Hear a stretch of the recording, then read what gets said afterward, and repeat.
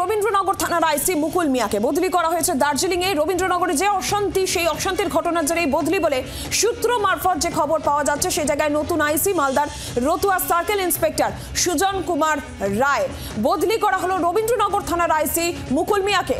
রবীন্দ্রনগরে অশান্তির ঘটনার জেরেই বদলি বলে সূত্রের খবর। পিয়ালি মিত্র আরো বিস্তারিতভাবে জানাবেন। পিয়ালি, কি খবর পাচ্ছ?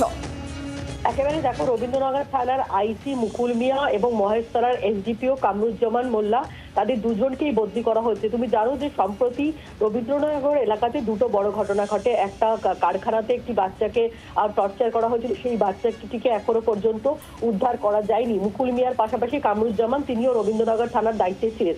তার মধ্যেই কিন্তু রবীন্দ্রনগর থানা এলাকায় গত পরশুদিন তুমি জানো যে অশান্তির ঘটনা ঘটে এবং সেখানে ব্যাপকভাবে ভাঙচুর চালানো হয়। একাধিক বাড়িতে ভাঙচুর চলে, দোকানে ভাঙচুর চলে, গাড়ি পোড়ানো হয় এবং সেখানেও পুলিশের বিরুদ্ধে নিষ্ক্রিয়তার অভিযোগ ওঠে। তার কারণ একটা ব্যবসায়ী সেখানে দোকান বসানো নিয়ে গোলমাল হয়েছিল এবং সেটা প্রাথমিকভাবে পুলিশ একেবারে নিয়ন্ত্রণে আনতে পারেনি বলে অভিযোগ ওঠে এবং সেই ঘটনার জেরেই রবীন্দ্রনগর থানার যিনি আইসি ছিলেন মুকুল মিয়া, তাকে দার্জিলিং এ বদলি করা হয়েছে বলে মনে করা হচ্ছে।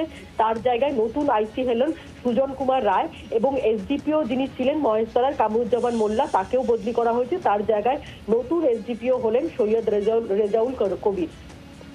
পিয়ালি, ধন্যবাদ।